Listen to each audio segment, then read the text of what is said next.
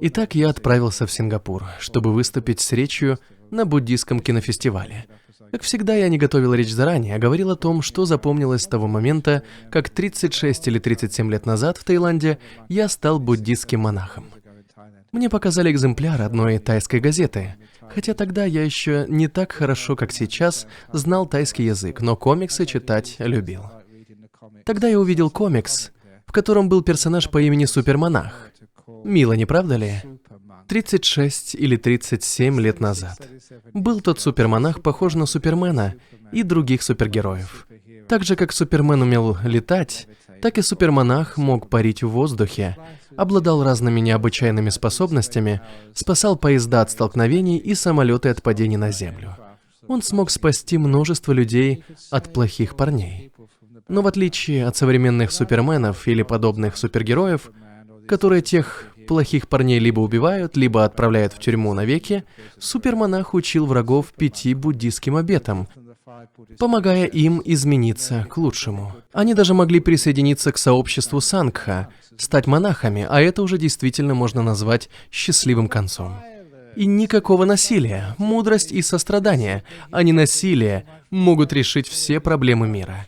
Какая же это прекрасная идея. Однако, знаете, я все еще вижу в печати тех самых супергероев, что и раньше. Те же Бэтмен, Зеленый фонарь, Флэш и им подобные персонажи из моего детства. Они все еще здесь, только о них сейчас снимают кино. По-моему, после буддийского кинофестиваля должен появиться еще один настоящий буддийский фильм о супермонахе. Знаете, я вот так подкидываю людям идеи, но кажется зря. Однако бывает, на подобных собраниях можно встретить интересных людей. Тогда, после моего выступления, встал человек, поднял руку, как для вопроса, и говорит: «Мой бывший муж работает на Стивена Спилберга в студии DreamWorks. Вечером напишу ему о вашей идее. Так что, если через пару лет вы увидите новый фильм киностудии DreamWorks «Супермонах», где консультантом будет указан Аджан Брам, будете знать, как это произошло».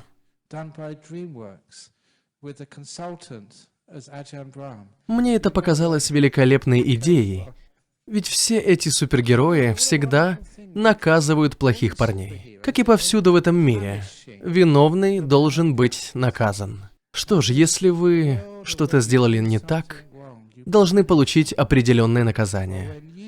Уверен, вы все знакомы с этой концепцией. Конкретно она дает работу психологам, психиатрам и психотерапевтам.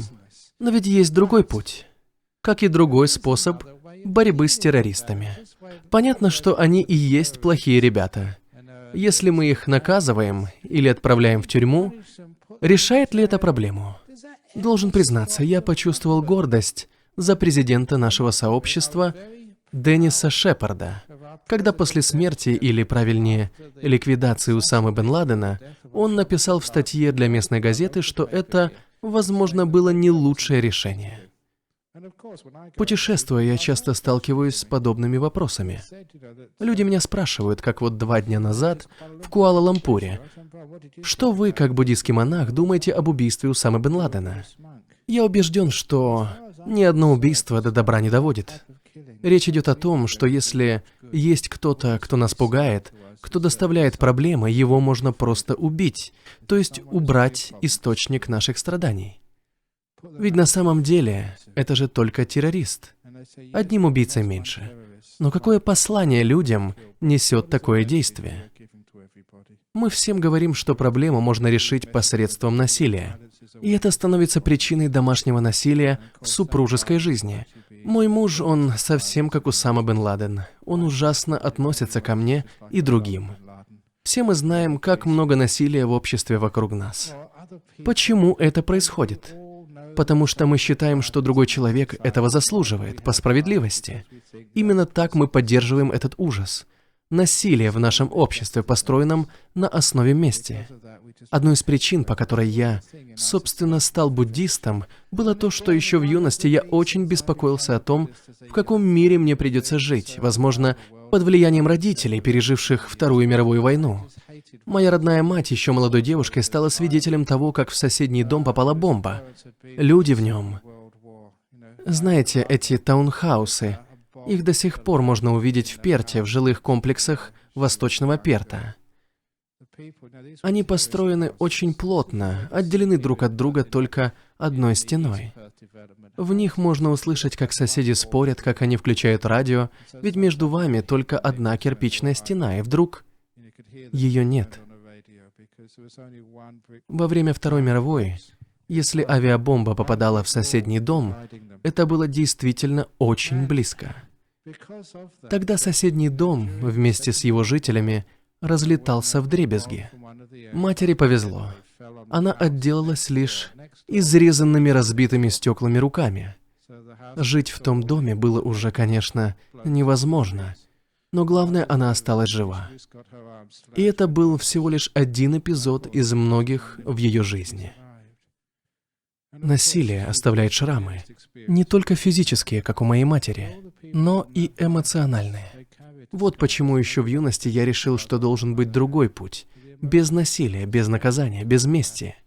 Вот почему, когда познаешь учение Будды о ненасилии, о прощении, понимаешь, что это и есть другая возможность, другой путь. Я с радостью пошел по этому пути. Так должны вестись международные отношения, хотя как раз об этом мне бы не хотелось говорить. Даже в кино нет ни одного супермонаха, который не убивал бы и не наказывал направо и налево, а противостоял бы злу, спасал от опасности и учил жить по-другому. Именно то, какой образ жизни мы выбираем, является темой сегодняшней беседы. Мы поговорим о том насилии, которое вы ощутили на себе, и о том, которое вы совершили сами. Ведь у всех нас за плечами есть определенные истории, далеко не всегда приятные. Некоторые из нас пережили оскорбления, например, сексуальное или физическое насилие в юности. Как жить с этим дальше? Философия буддизма не признает мести, четко отличая ее от справедливости. Поэтому я и решил, что это прекрасный путь. Я иду по этому пути, я учу этому пути, который исцелил уже так много людей. Итак, невзгоды в вашей жизни. Что же с ними делать? Наше общество требует вынести проблему на широкую общественность, разобраться с ней, добиться справедливости, наказать преступников. Если мы этого не сделаем, кто-нибудь еще может пострадать. По-моему, в этом нет никакого смысла. По-моему, гораздо лучше было бы следовать учению буддизма, простому, известному учению. Человек, который лелеет в себе чувство обиды, несправедливости, ненависти, никогда не избавится от этих чувств. Это просто как строфа из сборника высказываний Будды, Дхаммапада. Он меня обидел, она меня ранила, а они ввели меня в заблуждение. Если питать эти чувства, не отпускать их, не будет конца вашей боли и твоей ненависти. Нет, говорит Будда, положите конец этим чувствам, отпустите их, это прошло, это закончилось. Как же поразила меня в свое время мысль о том, что боль прошлого можно убрать, отпустить. Вы не обязаны повсюду носить ее с собой. Я говорил об этом на многих конференциях, выступая перед психологами. Я говорю об этом сейчас. Ведь это очень сильное утверждение, которое всегда будет актуальным. Это просто произведение искусства. Суть его в том, что не нужно обсуждать, помнить и переживать прошлое снова, снова и снова. Наоборот, ему нужно положить конец раз и навсегда. Именно это предлагал Будда. И уже само это предложение говорит о том, что 2600 лет назад, когда по нашей традиции Будда стал просветленным, никто, кроме него, не постигал настолько человеческий разум, чтобы даже представить себе подобную возможность. Думаю, не будет преувеличением утверждать, что психология берет свое начало из буддизма, с глубокого понимания природы того, как унять боль, проблемы и невзгоды прошлого. Это начало стало источником моего вдохновения. Но как это в конце концов сделать? Возможно ли это вообще? Обычно в своих лекциях я люблю использовать личные истории, чтобы показать реальность этих идей. Иначе можно так углубиться в теорию, что люди начнут говорить: «Все это, конечно, очень хорошо, очень вдохновляет, но мы, знаете ли, живем в реальном мире. Как это работает в действительности?» Так, личные истории. Мое собственное детство было счастливым, поэтому расскажу историю не свою, а своего отца. Хоть я ее уже и рассказывал ранее, но я все равно люблю повторять эту историю, потому что она очень сильная.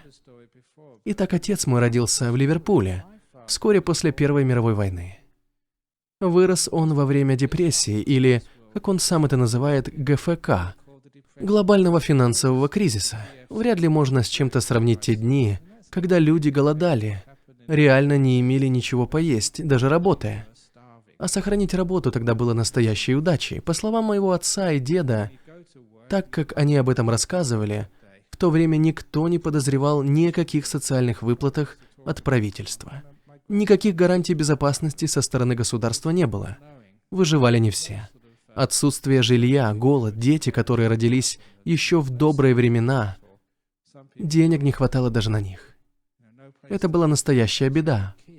Отец, детство которого выпало на те годы, рассказывал мне о своем отце, моем деде, которому посчастливилось не потерять работу. Он был сантехником. Он всегда находил работу, ведь сантехник всегда кому-то был нужен.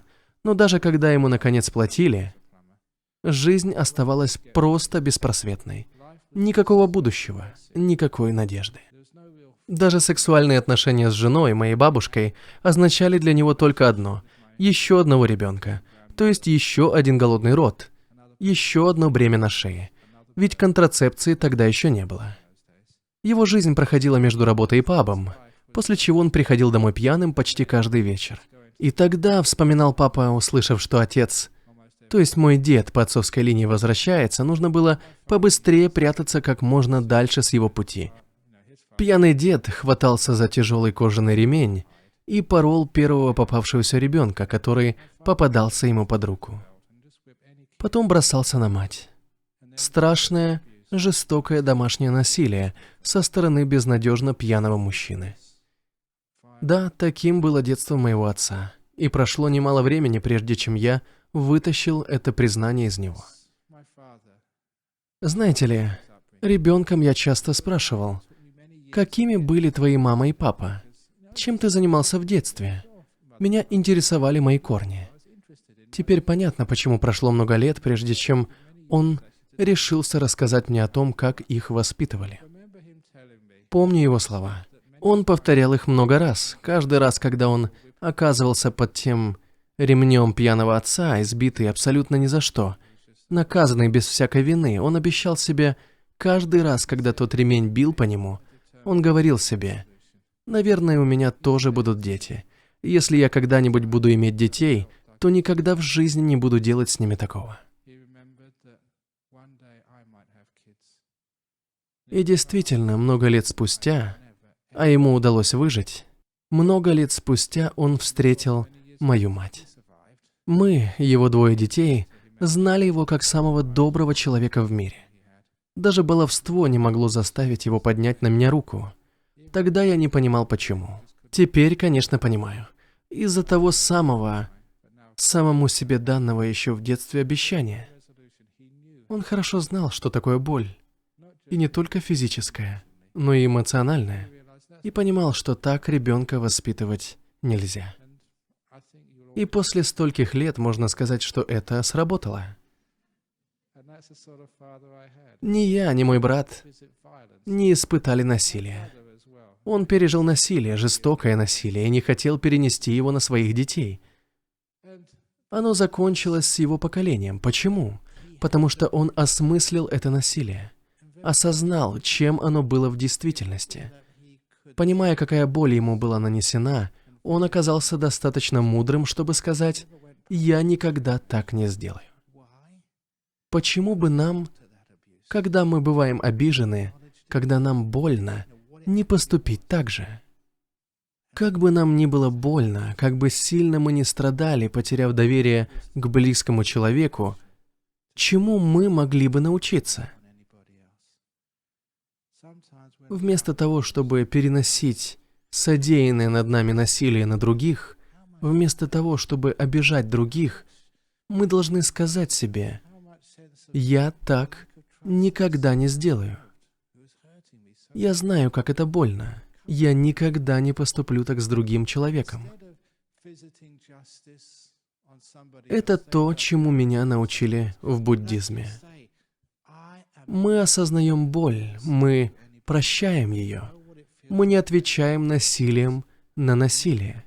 Мы учимся на произошедшем. Мы учимся. Мы развиваемся. Мы становимся намного лучше, чем были до этого. Мой отец знал, что значит любить. Я видел его любовь. Он научил меня любить, несмотря на то, насколько ужасным было его собственное воспитание. О чем это говорит? О том, что отец действовал согласно учению Будды. Он сделал мне больно, обидел меня, обманывал меня. Это о его отце. Но я не излечу свою ненависть, свою злость, не справлюсь со всем этим, если буду и дальше лелеять подобные мысли. Он смог отпустить эти мысли, и в его отношении ко мне уже не было места насилию. Это был его способ победить боль прошлого. Конечно, первое, что нам нужно сделать, это признать произошедшее. Мы ничего не скрываем, ничего не опровергаем. Честность или истина является первым шагом на нашем духовном пути. Никакая религия не может основываться на каких-то совершенно ложных мечтах или фантазиях. И это еще одна вещь, за которую я так ценю буддизм. Истина важнее правоты, если вы понимаете, что я имею в виду. Ведь бывает иногда так. Я главный, я начальник, я знаю больше других, поэтому я прав. Иногда руководитель ради собственной правоты препятствует истине. Истина не имеет ничего общего с правотой. Истина состоит в том, что нужно учиться смотреть глубже, исследовать, идти дальше. А если человек считает, что он прав, он останавливается, не стремится заглянуть глубже. Следовательно, истина — это всегда развитие, прогресс. Правота — это догма, принимая которую вы прекращаете исследовать, задавать вопросы, узнавать что-нибудь новое. Если мы ощущаем свою правоту, мы прекращаем поиск. Но ведь истина — это то, что фактически не имеет конца. Тот, кто ищет, всегда находит больше, понимает больше. Вот что такое истина. Если мы считаем себя полностью правыми, получаем догму. В поисках истины мы всегда смотрим глубже, узнаем больше, учимся чему-то новому. Поэтому мне всегда было понятно, что мы должны признавать проблему, исследовать, узнавать, что именно произошло. Мы ничего не отрицаем. Отрицание не имеет ничего общего с буддизмом. Следовательно, мы должны признавать правду, быть честными. В 4-м обете о честности говорится, что врать нельзя не только другим, но и себе самому. Надо быть честными в том, кто вы такие, что вы такое, разобраться в мельчайших деталях и идти дальше. Так что нужно признание, потому что это всегда первый шаг. Знаете, случается разное. Расскажу об одной лекции, с которой я должен был выступить. Как правило, темы выбирают люди, а не я. Люблю, когда меня просят о чем-нибудь поговорить. Мне нравится, когда мне предлагают тему, потому что иначе, во-первых, мне неинтересно говорить на староизвестные темы, во-вторых, трудно установить контакт с людьми, говоря о том, что интересно только тебе самому. Однажды в Малайзии меня попросили поговорить на тему, которую я раньше никогда не преподавал, потому что и не подозревал, что они имели в виду о мухибах. И вот самолет приземлился в Куала-Лумпуре, на вторую половину дня у меня запланирована 3-часовая лекция на тему какого-то мухибах. Что ж, первое, что пришлось сделать, это спросить, что же означает в конце концов этот мухибах. Как оказалось, это малайское слово означает гармонию, а также единение 4 малайзийских сообществ. В Малайзии существует 4 больших сообщества – малайцы, китайцы, индийцы и другие, в основном, коренные жители. Есть также несколько выходцев из Запада, еще несколько других сообществ, но основными являются эти 4.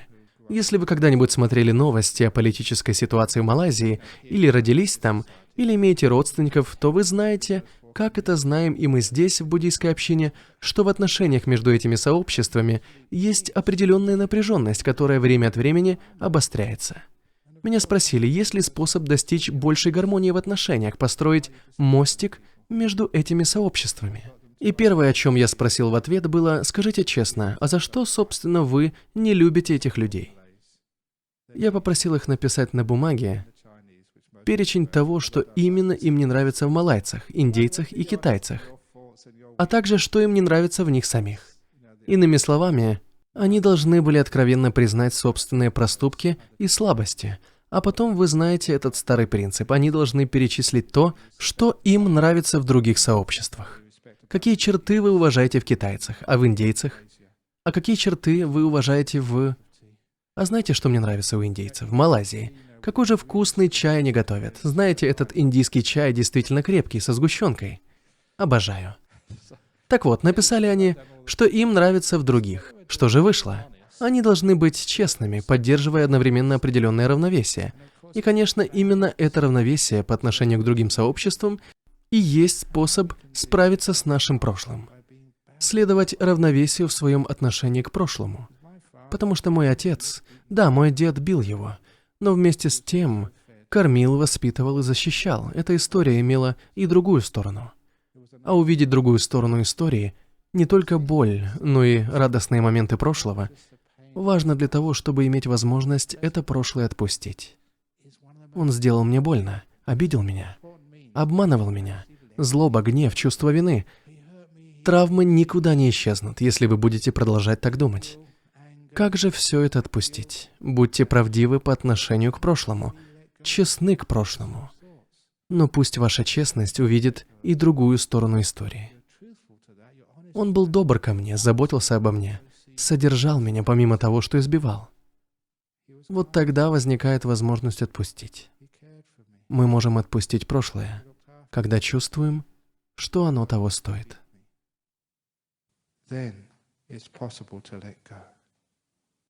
Люди часто меня спрашивают, как ради всего святого можно простить кому-то вроде, скажем, Усамы бен Ладена? Если вы относитесь к тем людям, которые потеряли родных в башнях-близнецах или еще где-то во время теракта 11 сентября, если там были ваша мать или ребенок, и они погибли там, хотя просто ехали на работу, они ничем не провинились. Они не интересовались ни политикой, ни противостоянием между мусульманами и христианами. Ничего подобного. Простые обычные люди, которые утром ехали на работу и были убиты, потому что так решил тот проклятый Усама бен Ладен. Знаете, иногда очень легко понять, почему многие радуются смерти такого человека. Это потому, что они не видят целостную картину. Они хотели мести, они ничего не простили. Полагаю, вы понимаете, что происходит в этом случае. Для таких людей даже смерть того же, скажем, Усамы бен Ладена ничего не заканчивает. Они стремятся убить всех причастных. Замечали ли вы, что справедливость в форме мести никогда не способна положить конец проблеме? Она никогда не способна уладить проблему полностью. Если, например, убит ребенок, и убийцу нашли и даже казнили, боль от этого не прекратится. Она останется. Правосудие состоялось. Я смогу и дальше жить своей жизнью. Нет, не сможете. Это так не работает. Другой путь – это путь прощения. Меня часто спрашивают, как же можно простить того, кто сделал нам так больно? Кто разрушил нашу жизнь, кто забрал у нас все? Другой путь состоит в том, чтобы быть честными, гораздо честнее, чем когда-либо прежде, и увидеть в том человеке еще и хорошую сторону. Увидеть хорошую сторону в такой личности, как Усама. К сожалению, в прессе вы вряд ли об этом прочитаете. А было бы здорово, хотя и нелегкая это была бы задача, написать о тех замечательных, прекрасных вещах, которые Усама сделал в своей жизни. О его доброте и любви к собственным детям, например. Я уверен, это было. Это есть в каждом из нас. Это тяжело, потому что мы находимся в плену стереотипов.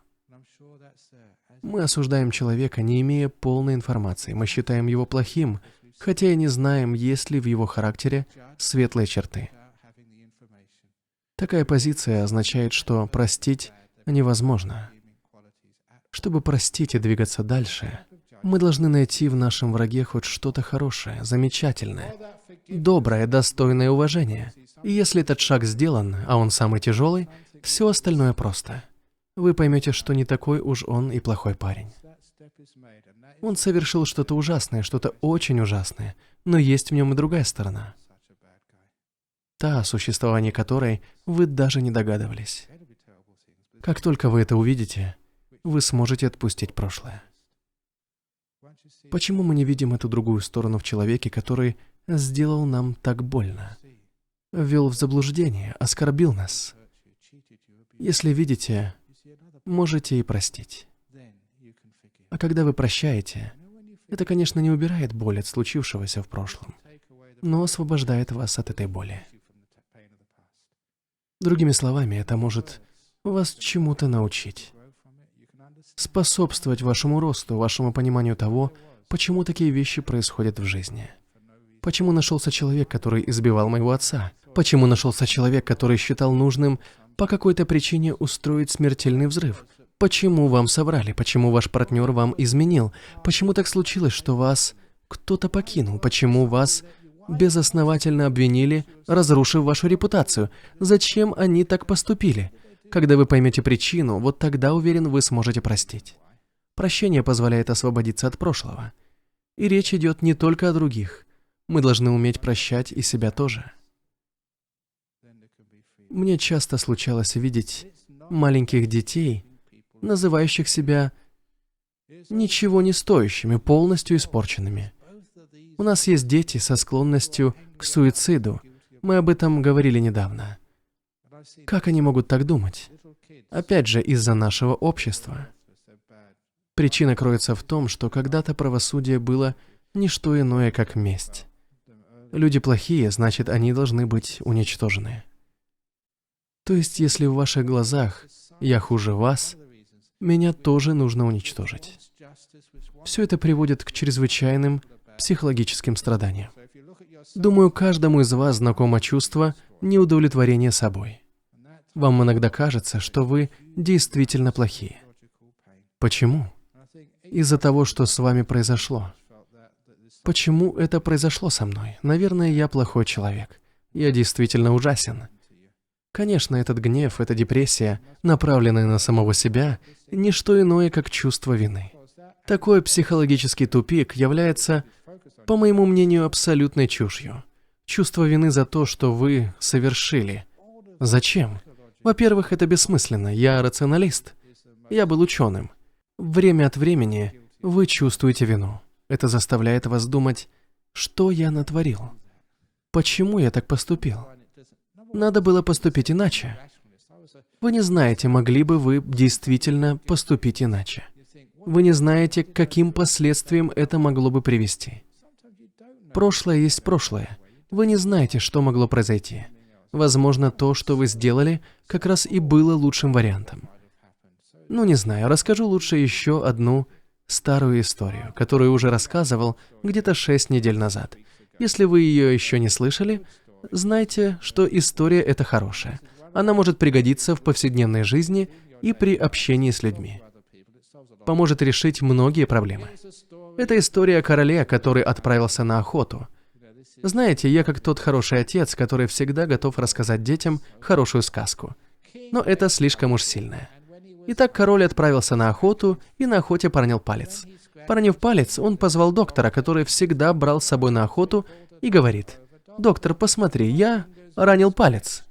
Тот осмотрел палец и перевязал. А король спрашивает: «Все ли будет хорошо? Это же мой палец». Все переспрашивал и переспрашивал, доктор ответил: «Хорошо, плохо, кто знает». Звучит довольно мудро, не правда ли? Но король был не в восторге от такого ответа. Ну что ж, вернулся он во дворец после веселой охоты, и оказалось, что палец уже совсем красный, потому что туда попала инфекция. Снова позвал король доктора и говорит: «Посмотри, все стало гораздо хуже». Доктор снял повязку, осмотрел палец, смазал какой-то мазью и снова перевязал. И снова король спросил: «Все будет хорошо? С пальцем все нормально?» И снова услышал в ответ: «Хорошо, плохо, кто знает». Король немного забеспокоился, но был очень занят, поэтому отпустил глуповатого доктора. Но через несколько дней все стало так плохо, что палец пришлось ампутировать. Настолько далеко зашло заражение. В наше время, если бы такое случилось с вами, вы бы, пожалуй, подали на доктора иск в суд и получили бы компенсацию. Тогда никто исков не подавал, а таких докторов просто бросали в тюрьму глубоко под дворцом. И бросил король доктора в тюрьму и сказал: «Глупый ты, доктор, посмотри, что случилось с моим пальцем. А все ты с этим своим хорошо, плохо, кто знает. И как тебе теперь в тюрьме?» А доктор снова за свое. «Хорошо, плохо, кто знает. Чокнутый доктор, здесь тебе и оставаться». Оставил король доктора в тюрьме, а через 2 недели, когда его рука зажила, вернулся к любимому развлечению, к охоте. На этот раз он так увлекся, догоняя добычу, что потерял своих спутников и очутился один-одинешенек глубоко в лесу. Бродил и попал в руки лесного народа, местных жителей. Не мог он ничего против них сделать. Схватили они его, не подозревая, что перед ними король. В тот день у них был какой-то праздник, поэтому отвели они его к своему жрецу, чтобы принести в жертву какому-то из своих богов, человеческую жертву. Короля связали, и жрец уже произносил свою абракадабру и выпрыгивал ритуальный танец. Затем достал острый нож, чтобы принести короля в жертву. Но в последний момент, в самый последний момент он заметил, что королю не хватает одного пальца, и заявил: «Остановитесь! Если приносить жертву, то она должна быть идеальной. А этот мужчина не идеален, ему не хватает пальца. Отпустите его». Таким образом, без одного пальца король не мог быть идеальной жертвой и остался жив. И понял тогда король, какой же мудрый человек этот доктор. Я потерял палец, но если бы не это, то потерял бы жизнь. Как только он вернулся в свой дворец, он сразу же спустился в тюрьму, где сидел доктор, отпер замок и сказал: «Прости меня, я и не подозревал, насколько ты прав». Он рассказал доктору, что с ним случилось, и добавил: «Хорошо, что я остался без одного пальца, иначе меня бы уже и в живых не было». Но доктор все еще казался расстроенным. Король чувствовал себя виноватым, поэтому еще раз извинился перед врачом. «Прости меня, плохо я поступил, бросив тебя в эту тюрьму». На что доктор ответил: «Что значит плохо? Это очень хорошо, что я все это время был в тюрьме, и я скажу вам, почему».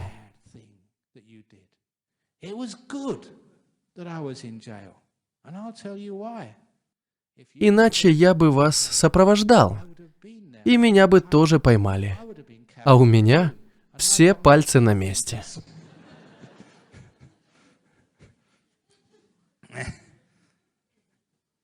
Как я и говорил, отличная история. Разве не верно это?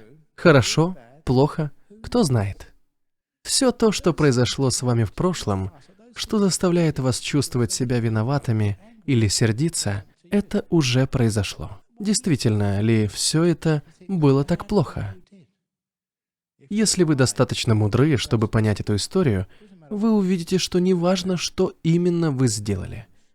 Хорошо, плохо, кто знает. Что, если бы вы пошли по другому пути? Что, если бы вас не обманули? Что, если бы моя девушка не ушла к другому парню? Куда уже хуже. Моя девушка заявила, что ей нравится другой. Было ли это действительно так плохо?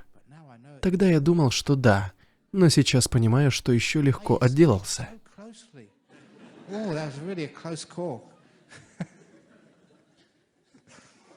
Ведь я мог бы серьезно влипнуть. Мог бы сейчас быть женат в 3-й раз, иметь детей, ипотеку. Столько головной боли. Но я монах, я свободен. Встретил бы я эту девушку сейчас, сказал бы «спасибо, что бросила меня». Так что все, на что вы сердитесь, вы думаете, что кто-то сделал вам больно, обидел вас, обманул. Есть отличный способ восприятия всего этого. Хорошо, плохо, кто знает. Если бы не та боль, я не стал бы тем, кем я являюсь сегодня. Я бы не смог столько узнать, не мог бы расти, не узнал бы так глубоко жизнь. Вы знаете, мудрые люди — это совсем не любимцы судьбы, получающие от жизни одно только удовольствие. Настоящая мудрость рождается из боли, жизненных мучений и невзгод. Вот как мы становимся мудрыми. Но в том-то и чудо, что в то же время мы учимся прощать и любить без всяких условий. Поэтому вся боль нашего прошлого, все невзгоды, все травмы — это, так сказать, удобрение, на котором растут сострадание и любовь. Будда сравнивал это с прекрасным белым лотосом, цветущим в Индии. Лотос в буддизме считается самым чистым, самым прекрасным цветком.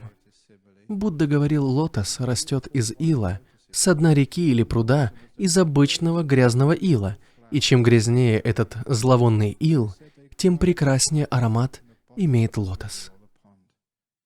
Знаете, некоторым побегам не удается вырасти. Они застревают в иле, так же, как и люди застревают в своем прошлом, наполненным болью, не в состоянии воспользоваться этим удобрением. Лотосы прорастают, тянутся сквозь мутную воду к поверхности и затем сквозь нее к солнечному сиянию. Как же прекрасно это сравнение. Им 26 веков, этим словам о том, как можно вырасти из грязи и стать прекрасным белым лотосом, ароматным. Ведь все они имеют корни в прошлом, с его болью. Именно так мы начинаем ценить то, что с нами произошло. Когда мы видим в чем-то ценность, это приобретает смысл. Это становится ответом на тот самый важный вопрос, который возникает, когда с человеком происходит что-то ужасное. Почему я? Как это могло произойти? Почему я потеряла ребенка?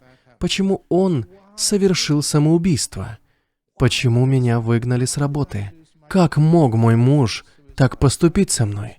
Этот вопрос «почему» и есть самая главная причина боли и страданий, но теперь вы знаете ответ. Почему вдруг во время выступления звенит телефон? Теперь вы знаете ответ. Так должно быть. Телефоны созданы для того, чтобы звонить, и вы можете их выключить. Сколько здесь сейчас людей? По законам вероятности, если сегодня это случится с кем-то, в следующий раз может произойти и с вами. Чувствуете ли вы себя неловко, если совершили такую досадную ошибку? Не надо. В жизни всякое бывает, вы в этом не виноваты. Не нужно убиваться. Как это делает подавляющее количество людей, ошибаясь. Они чувствуют себя неловко, убиваются, погружаются в чувство вины, хотя так на самом деле должно было произойти. Я благодарен за то, что у кого-то сегодня звонил телефон. Так же, как я благодарен своей девушке за то, что бросила меня. Поблагодарите и вы, например, своего начальника за то, что он вас обманывал. Если вы действительно разберетесь в ситуации, то не позволите ни боли, ни разочарованию, ни проблемам даже приблизиться к вам. Большинство из вас пришли не потому, что мы здесь хорошо проводим время. Правда? Вы пришли потому, что вы в отчаянии. Поэтому мой вам совет. Идите к тому, кто довел вас до отчаяния, из-за кого вы здесь, и скажите большое спасибо. Вот послушайте, что говорят в Таиланде. Там говорят, что в один из храмов ходят только те, у кого есть какие-то проблемы, кто страдает от взаимоотношений, и люди стали бояться ходить в этот храм, потому что самые большие человеческие страдания связаны с взаимоотношениями. И поэтому женщины, идя в тот храм, нервничали из-за того, что друзья начинали судачить. Посмотрите, она пошла в храм, видимо, у нее проблемы. Ну точно, муж изменяет. Сами знаете, как быстро разлетаются сплетни. Поэтому они не ходили в этот храм, ведь иначе все село уже сплетничало бы о недостойном поведении ее мужа. Некоторые из вас здесь сегодня именно из-за этого. И это здорово. Вместо того, чтобы злиться на свое прошлое, мы смотрим ему в глаза, мы принимаем его, но не боль, которая следует за нами из прошлого. Именно боль мы оставляем позади. Мы кладем ей конец, принимая то, что произошло. Боль, гнев, стремление к справедливости, месть, наказание – все это мы оставляем позади. Например, стремление наказать Усаму или любого, кто стал причиной наших страданий. Или поддержку тюремного заключения, которое является лишь формой мести. Те, кто совершил зло, должны быть наказаны. К сожалению, читая газеты, я наталкиваюсь на одно и то же. Люди кричат у ворот тюрьмы: «Правосудие победило». Они получили 20-30 лет. Или наоборот, мало им дали, выйдут через 10 лет и будут жить дальше. А как же я, мой сын, моя дочь? Все те, кого убили. Их не вернуть. Это нечестно. Послушайте, люди, ну почему наше общество так жестоко? Почему мы всегда стремимся наказать виновных? Это ведь ничего не решает. Не могу забыть один документ. Собственно, я собрал их много, когда проводил одно исследование. Прекрасное, основательное исследование того, что наше общество построено на принципе неотвратимости наказания. Речь шла также о психологически более зрелых принципах построения других обществ. В этом документе приводится пример ужасного события, которое произошло на севере Англии несколько лет назад. Я все еще помню одного из преступников. Джейми Балджер, 6- или 7-летний мальчик, был похищен из торгового центра на севере Англии. Он был измучен и убит. Убийцами оказались дети. Представляете, дети 9 или 10 лет. Понятно, что эта история не сходила с первых новостных страниц в Соединенном Королевстве. Дети-преступники были, наконец, заключены в тюрьму. Но ведь они были совсем детьми. Срок заключения был недолгим, так что, достигнув совершеннолетия, они вышли на свободу. Общественное мнение, высказанное в СМИ, было единодушным. Таких людей нельзя выпускать. То, что они совершили, ужасно.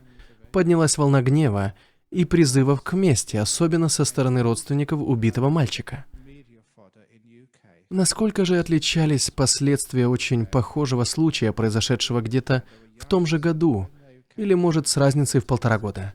В Норвегии, вблизи города Трондгейм, там тоже 2 детей зимой позвали маленькую девочку погулять, а потом жестоко ее убили.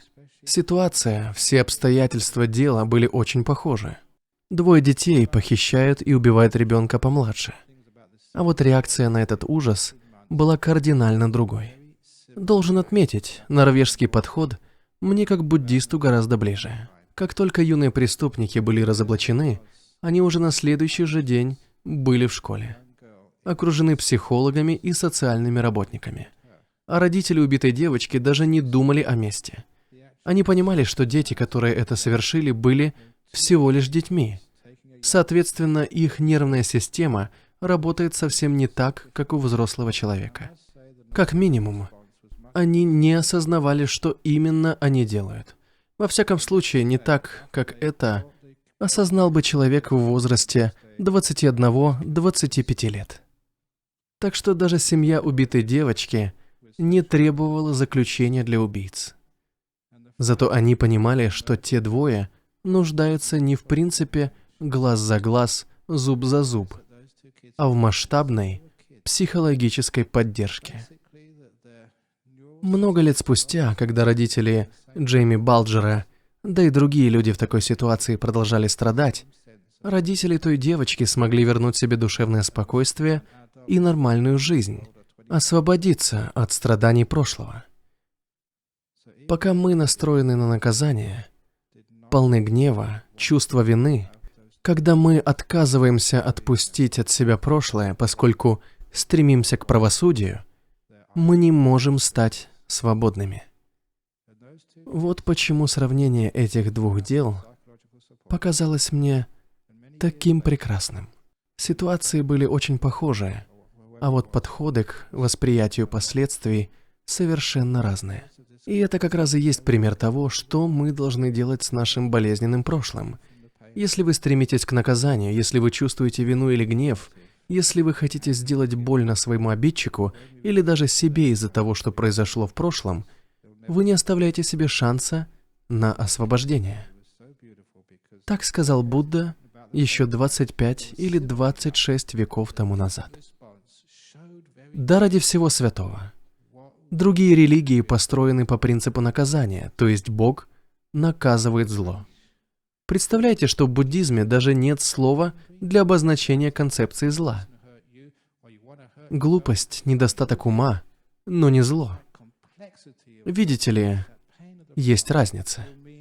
С глупостью можно справиться, тогда как зло должно быть уничтожено на корню. Примеры тому мы видим в нашей истории. Но глупость, мудрый совет, сострадание, обучение, развитие — вот как мы боремся с глупостью. Восстановление. Таким образом, мы видим то, что произошло в совершенно ином свете. Имея другое объяснение тому, что произошло, мы находим другой путь для выхода из болезненного прошлого. Вы пришли сюда за помощью. Вы хотите победить боль прошлого. И вы получили прощение, вас любят, о вас заботятся. Так что поступайте так же. Простите себе и другим. Это означает, что вы можете оставить прошлое позади. Именно так мы его отпускаем, именно так мы положим ему конец. Неважно, что вы совершили или что произошло с вами в прошлом. Признайте это, простите, не думайте о наказании. Мы учимся, мы развиваемся, вот что это означает. Я здесь размышлял о теме нашего с вами разговора. Иногда мысли о прошлом заставляют ваш ум напрягаться, задыхаться, как уставшее тело, но когда вы начинаете размышлять над этим, напряжение исчезает. Я рассказывал вам, как помочь телу расслабиться, понемногу, шаг за шагом, осознавая каждый шаг, настроившись на добро, осознание и участливое отношение даже к собственному телу, осознание и сострадание к тому, что происходит здесь и сейчас. Это мгновение касается вас лично, поэтому думайте о нем позитивно. Расслабьтесь, позвольте себе чувствовать себя свободно и непринужденно. Как я уже рассказывал сегодня, то же самое необходимо сделать и с вашим прошлым. Осознайте его, сосредоточьтесь на нем, посочувствуйте ему, будьте добры к нему. И вам станет понятно, что, подобно напряженности тела, ощущаемой как боль, эмоциональное бремя, стресс, который исходит из вашего прошлого, становится легче, не таким тяжелым. Огромный камень, состоявший из боли, несправедливости, обиды, снимается с вашей души. Вы расслабляетесь. Не могу подобрать лучшего слова, чем это. Расслабьтесь, расслабьте ваши мысли о прошлом, как вы расслабляете тело, а расслабившись, вы будете чувствовать себя непринужденно. Посмотрите на меня, мое одеяние снова упало с плеч, вот как непринужденно я себя чувствую. Я мог бы... Помню, выступал я как-то в Кроуле, это местный клуб мореплавателей, или яхт-клуб, с небольшим ресторанчиком поблизости. В одном из выступлений, люблю я ездить с лекциями, особенно туда, где не бывал раньше. Это одно из преимуществ того, чтобы быть монахом, видишь новые места. Была там группа чиновников из Перта. Они раз в месяц встречаются в яхт-клубе, ужинают, выпивают и прочее. Меня, кстати, не угощали и правильно сделали, потому что я такого не употребляю. Итак, после речи о буддизме и нашем видении мира, подходит ко мне некая чиновница и говорит: «Знаете, я слушала вашу речь. Все это очень интересно и важно, но что привлекло мое наибольшее внимание, так это ваше одеяние. Оно такого свободного кроя, еще и спадает все время», — сказала она и добавила: «Это для меня олицетворение буддизма». Она объяснила, что воспитывалась в католическом монастыре, где монахини тщательно следили за чистоплотностью, абсолютно не допуская ни малейшего беспорядка в одежде. По ее словам, они были такими суровыми, так жестко все контролировали, что не оставалось места для свободы. Никакой расслабленности, никакой непринужденности. Если что-то вдруг шло не так или спадало, они только и слышали: «Нельзя, неправильно». И тут она видит меня в этом свободном наряде, и это для нее и есть буддизм. Нам нравится чувствовать себя непринужденно, удобно, и если что-то спадает, мы усваиваем этот урок, мы принимаем этот факт. Мы просто поправляем одежду. Все. В чем проблема? Но если вы испытываете чувство вины, ты уже 36 лет монах, и все никак не научишься держать одежду, как положено во время выступления. Ничтожество. Ничтожество, ничтожество. Вот что сказали бы эти монахини. Вы ошибались когда-нибудь или совершали что-нибудь нехорошее? Чувствовали ли себя виноватыми? Скрывали ли свои ошибки от других, чувствуя себя еще хуже? Я поступил просто ужасно. Почему это произошло со мной? Буддисты воспринимают это по-другому. Спокойно, не переживайте. Когда что-то пошло не так, это полезный опыт. Сделайте как следует и идите дальше. Такое простое и прекрасное учение. Простые прекрасные слова, которые так много лет назад говорил Будда. Я, собственно, хотел процитировать 1-2 сутры, чтобы не складывалось впечатление, что Аджан Брам придумывает нечто, не имеющее отношения к учению Будды. Конечно, имеет. В основе своей это именно то, чему учил Будда. Но в обычной повседневной жизни я не общаюсь на санскрите или пали. Я говорю по-английски и объединяю древние учения с реалиями современной жизни. Да, в сборнике учений Маджахима Нихая есть сутра, которая называется Бхаттакаратта Сутта. Это я для того, чтобы продемонстрировать, что знаю, о чем говорю, если кто-то вдруг сомневается. В ней говорится, что нужно оставить позади прошлое, не потеряться в будущем и быть ласковым к настоящему. Это было 2600 лет назад. Еще в Древней Индии он произносил эти слова, объяснял, что прошлое нужно отпускать. Как это сделать? Добротой.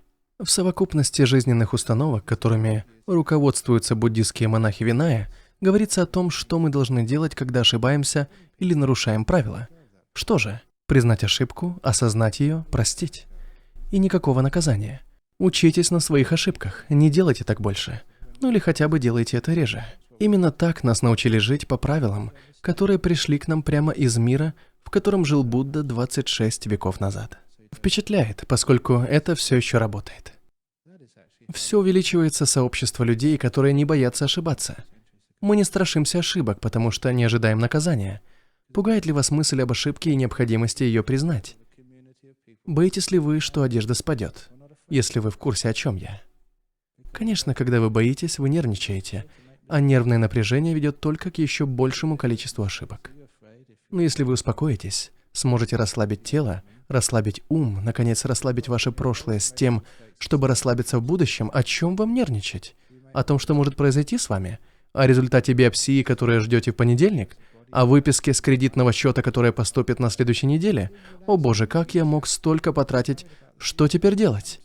Вас пугает будущее? Пугают трудности впереди? Тогда у вас большие проблемы. Расслабьтесь, раскройтесь, будьте добры, сострадательны. Знаете, даже если вы на дне долговой ямы, всегда есть выход. Если вы мужчина, вы можете стать монахом. Если вы монахиня, а женщина может стать монахиней, мы вас тоже прокормим. А позже, после многих лет, проведенных в монастыре, из-за того, что вы обанкротились и не смогли расплатиться по счетам, вы оглянетесь назад и скажете: «Помню тот день, когда я обанкротился, когда банк забрал мой дом за долги, когда у меня не осталось ни крыши над головой, ни работы, ни одежды. Тогда Аджан Брам взял меня в монастырь, и я стал монахом. Тогда я думал, что все плохо, но оказалось, что хорошо. Хорошо? Плохо? Кто знает?» Вот такой взгляд на будущее. Сколько раз бывало, что вы получали плохое известие, или с вами самими случалось что-то плохое. И каждый раз вам казалось: все, конец света. Это ужасно, что мне делать? Сколько их было действительно трудных жизненных ситуаций, столкнувшись с которыми вы не видели выхода. Но вы здесь. Вы вспоминаете те времена. Следовательно, неправда, что выхода нет. Вы были уверены, что все плохо, пока... В том-то и дело. В том, что вы оцениваете события, глядя только на их негативную сторону. Что бы ни случилось с вами, вспомните: хорошо, плохо, кто знает. Отличная жизненная философия. Это значит, что вам нет нужды сердиться, бояться, вообще беспокоиться о своем прошлом. Что бы ни случилось, хорошо, плохо, кто знает. Что бы вас ни ждало завтра, будет все хорошо, плохо, кто знает. Что бы ни происходило с вами сейчас, хорошо, плохо, кто знает. И это прекрасная позиция, потому что она открывает пути к позитивному мышлению, новым возможностям. Даже если вы в дерьме, вспомните, из него растет прекрасный лотос. Нужно время, чтобы он смог пробиться сквозь поверхность воды и увидеть теплое солнышко. Но сколько радости принесет он себе и другим. В том-то и смысл. Хорошо? Плохо? Кто знает? Для того, чтобы из разочарований и страданий вашей жизни могли вырасти лотосы. Одна из важнейших вещей, которую нужно понимать по поводу духовности, это то, является ли она, эта духовность, истинной. И мне честно безразлично, как она зовется. Буддизм, христианство, ислам или что-то другое. Подлинная духовность измеряется тем, насколько она способна прощать, насколько она побуждает людей прощать и прощаться с прошлым. Как-то в Сингапуре меня спросили, сколько раз можно простить. Я ответил, каждый следующий раз. То есть, всегда. Прекрасно, если вы можете так поступать. Конечно, вы умеете прощать. Уточнение. Некоторые из вас умеют. Иногда кажется, что содеянное не заслуживает прощения. И что противоположно прощению? Месть. Либо то, либо другое. Вы либо прощаете, либо мстите. Хочется сделать больно, проучить, вынудить заплатить. Но разговор, о котором я говорил, сколько раз можно простить? Каждый следующий раз. Является фактически цитатой, знаете, из тех выражений, которые люди вписывают в календаре. Я привожу много высказываний, люди просят еще. Поэтому я и вспоминаю о каждый следующий раз. Вот только это высказывание так и не попало в календарь. Не знаю почему. Одно из моих любимых высказываний – это «не ищите мести, карма и так доберется до всех подонков».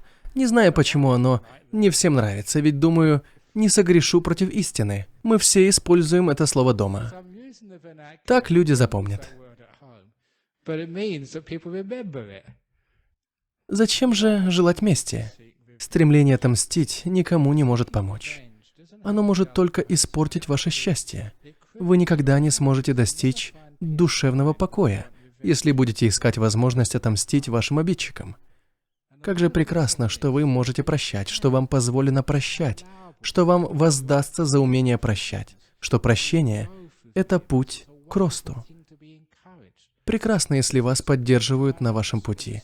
Так, словно духовность – это способ видения мира. Чем больше вы можете простить, тем богаче становитесь, тем больше уважения получаете. Чем богаче вы становитесь, тем больше уважения вы получаете, тем больше простят и вам.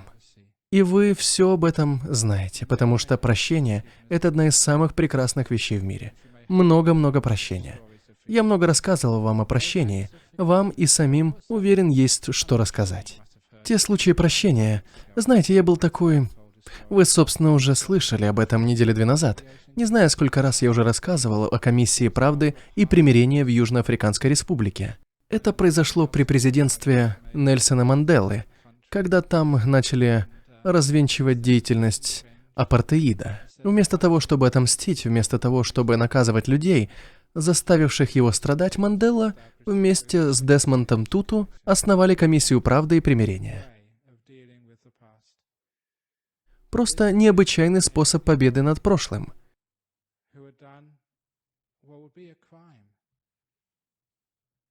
Любой, кто совершил преступление, мог прийти, публично признаться во всех своих преступлениях. Если они признавали все ужасы, которые натворили, то получали амнистию.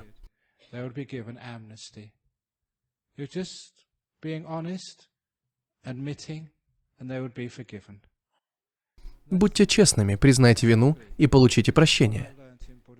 Это было именно то, что я понял из философии буддизма много лет назад.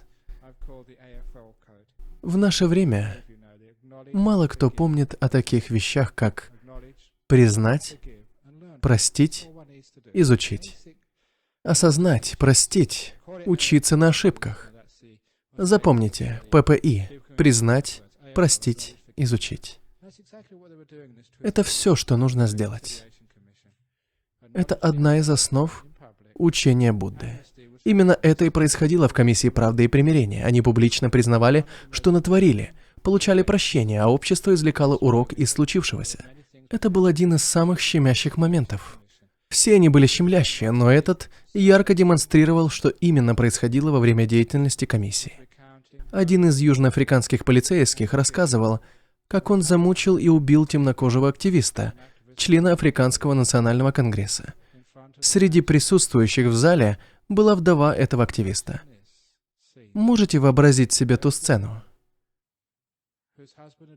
Женщина, муж которой исчез в одну из ночей, могла подозревать, догадываться, что произошло, но она не знала наверняка.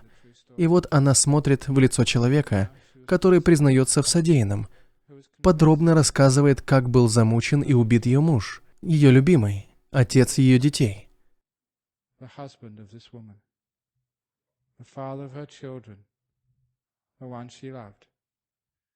Он, должно быть, весь дрожал от ужаса.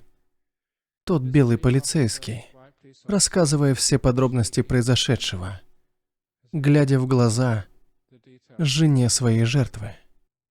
Когда он, весь испуганный, умолк, женщина поднялась и подошла к нему.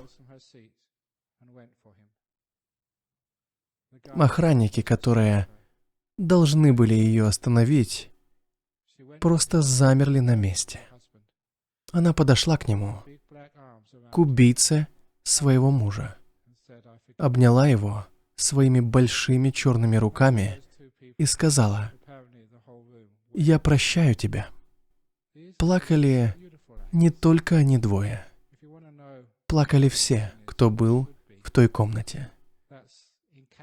Это было одно из тех прекрасных действий, которым должны обучать все религии. Отметьте в памяти: белый мужчина, черная женщина, объятие с убийцей, слова жены одной из жертв. «Я прощаю тебя». Это прекрасно. Невероятно. Многому можно научиться с этой сцены.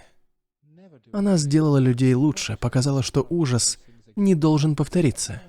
И речь идет не только о традиционном «больше так не делай», а о том, чтобы научиться действительно сочувствовать, стать действительно мудрыми, сделать шаг вперед. Если женщина смогла простить убийцу своего любимого, почему же вы не можете простить гораздо меньшие провинности?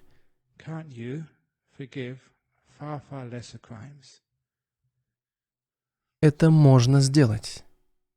И как это прекрасно, что это возможно сделать. Так почему бы так и не поступить? Простите. Дело в том, что, когда мы действительно прощаем, мы отпускаем от себя прошлое. Мы закрываем эту главу. Вы только представьте, сколько мыслей, действий, волнений, планов и сколько головной боли вы держите в себе, когда хотите мести. Но как только вы скажете «прощаю», вы положите этому конец, вам больше не нужно будет из-за этого переживать. Вы освободитесь от ужасов прошлого, которые выедали вас изнутри и могли вызвать рак или другие болезни. Вы свободны. Вы можете спокойно жить своей жизнью в мире с собой, потому что вы примирились со своим прошлым.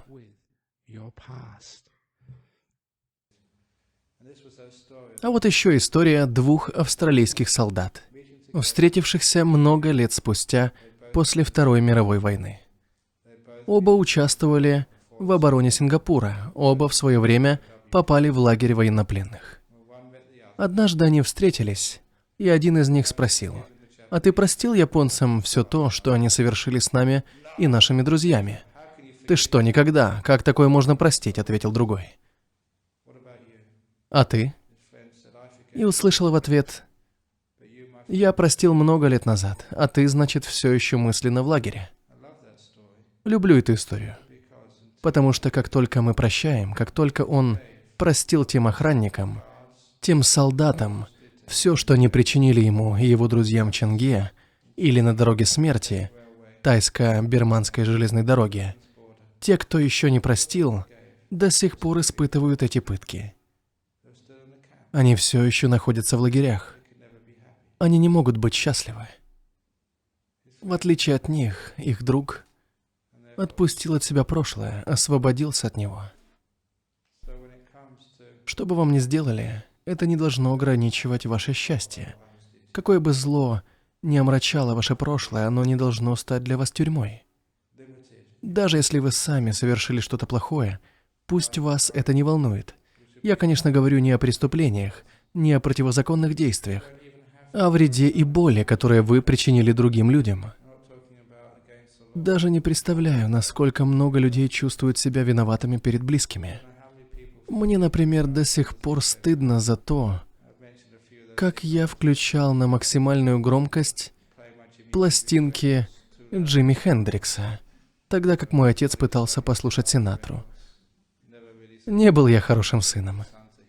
Когда я был ребенком, я продавал энциклопедии и никогда не скрывал, что считал их макулатурой. До сих пор не знаю, почему люди их покупали. Ну и непослушным же я был. А почему? Так легко почувствовать вину за мельчайшие ошибки. Почему бы просто не оставить их в прошлом, сделав выводы и не идти себе дальше? Как только вы это сделаете, вы сможете освободиться и стать счастливыми. И это далеко не мелочь. Действительно, праведный, добрый человек должен быть свободен.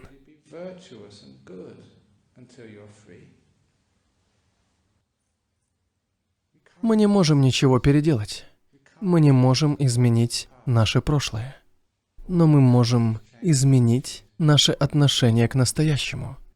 Я много раз убеждался, что именно изменение отношения и является ключом к счастью и свободе. Надо находить счастье и свободу в этом мире, а не пытаться его изменить. И тогда счастье будет ждать нас в будущем. И это не просто отговорка, ведь люди говорят, если ничего не делать, будет больше жестокости, больше лжи, больше безрассудных правительств, больше войн, больше насилия над детьми, больше преступлений.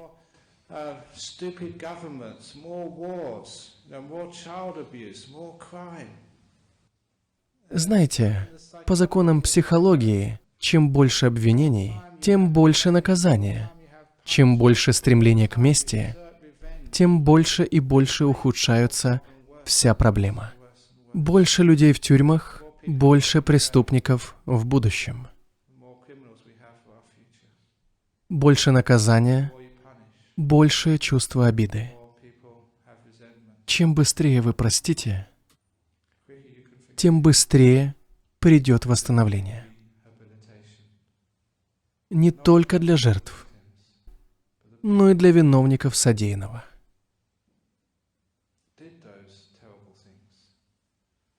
Боль, которую вам причинили, это как тюрьма. Но эта тюрьма, дверь которой открыта, всегда открыта. Просто мы иногда не знаем, как из нее выйти. Просто иногда нам кажется, что мы не должны выходить. Говорю вам, выходите, освободитесь, отпустите прошлое. В жизни всегда есть место для счастья, свободы. Есть место для прощения и взаимопонимания. Есть место для такой большой любви, что вы всегда способны освободиться сами, освободить других и оставить прошлое позади. Это свобода, это любовь. Не бегство от реальной жизни, а основа позитивного мышления. Освободитесь сами, и вы укажете путь к свободе другим. Боль может быть причиной еще большей боли. Как я услышал сегодня в новостях от помощника комиссара полиции, подавляющее количество, процентов 80-90 заключенных насильников, ранее сами были жертвами детского насилия. Они не смогли простить причиненное им зло, не смогли отпустить прошлое, не смогли освободиться и оказались в тюрьме, поскольку и сами совершили преступление. Есть ли путь к переменам? Думаю, вы уже услышали от меня ответ. Да, если у вас хватит духу посмотреть на все по-другому. освободиться от ограничений. Горе и боль не являются вашим долгом. Вы можете положить им конец, когда только захотите. Это и есть свобода, это и есть путь к счастью. Помню, в прошлую среду я рассказывал об одном событии, должен был, во всяком случае, упомянуть о нем где-то посередине своего выступления. Люди моего возраста или постарше хорошо помнят войну во Вьетнаме. Во время той войны произошло зверство, вошедшее в историю как массовое убийство в Сонгме, в сельской общине Милай. Одно из подразделений американских военнослужащих получило приказ занять деревню и уничтожить там всех. Мужчин, женщин, детей. Их было 67 или 68, забыл. Мне недавно напомнили об этом. 30 лет спустя жители того поселения пригласили солдат, оставшихся в живых, к себе, в ту же деревню. Пригласили убийц невинных людей, убийц своих родителей, сестер, дедушек и бабушек. Та горстка людей, которым удалось выжить, они смогли вернуться к нормальной жизни, жениться, завести детей. И они пригласили американских солдат, устроивших ту бойню, в свое село для примирения. Прекрасное было зрелище. Американцы были крайне удивлены гостеприимством, вниманием, заботливостью, с которым их принимали, щедростью, с которой их угощали. Их, тех, кто нес ответственность за убийство близких, друзей, любимых людей. Этот акт прощения, это стремление к примирению были действительно трогательными. Солдаты не смогли сдержать слез. Они поверить не могли, что их пригласили, да еще встретили как самых дорогих друзей, поселили в лучших домах, приготовили вкуснейшие угощения. Мир должен знать о таких случаях. О них должны знать все. Возможно, изучать в школах, чтобы не осталось людей, которые не верили бы в прощение и не умели прощать. Мне, как буддийскому монаху, это легче. Меня учили тому, что прощение является одной из самых ценных вещей в мире. Что бы там люди ни сделали, если они просят прощения, я их прощаю.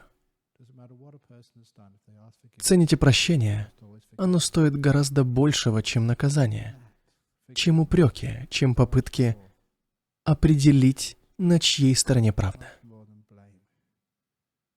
Прощение святое. Оно является основополагающей частью любви, частью красоты этого мира. Наш мир полон красоты и гармонии, но пока люди не научатся прощать, не будет конца войнам, конфликтам, спорам и обособленности друг от друга. Миру не будет хватать любви. Было бы здорово, если бы люди смогли найти общий язык, переосмыслить прошлое, оставить его в покое. Пусть зарастает травой. Это то, к чему я стремлюсь. Не люблю я комиссии, расследующие военные преступления, хоть и понимаю, что это спорный вопрос. Но я считаю, пусть зарастает все травой. Пожалуйста, простите друг друга. Оставьте в покое прошлое. Станьте друзьями. Неважно, что вам сделали. Пока вы не оставите это в прошлом, не будет конца конфликтам на земле.